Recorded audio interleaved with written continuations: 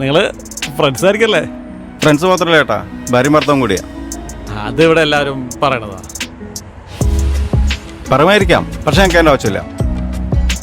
ആ, ചായക്ക് മധുരാവാറല്ലേ?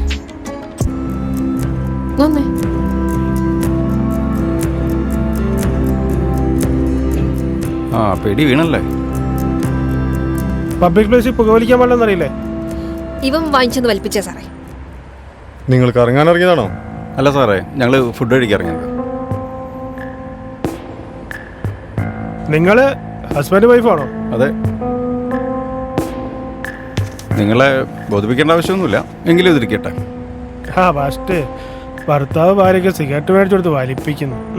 പിന്നെ അലോകക്കാർ വാങ്ങിച്ചു തരുമോ വലിക്കാൻ? ഫൈൻ അടയ്ക്കേണ്ടി വരുവേ. അതവനടച്ചോളൂ, കൊടുക്കടാ.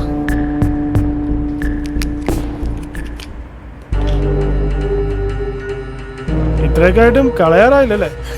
എന്തായാലും ഫൈൻ അടിച്ചില്ലേ സാറേ, മുഴുവൻ വലിച്ചേക്കാം.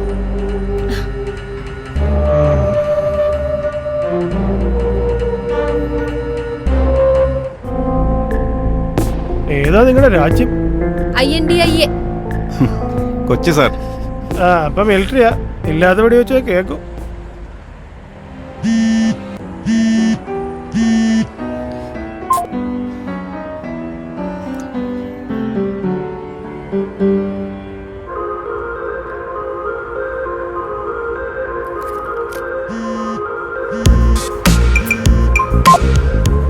കുറേ നേരം ആയല്ലോ അവൻ വിളിച്ചോണ്ടിരിക്കുന്നത്. എടുത്ത് സംസാരിച്ചൂടെ? അവൻ ഇനി എന്നാ പറയാനാ, ചുമ്മാ വെറുപ്പിക്കാൻ.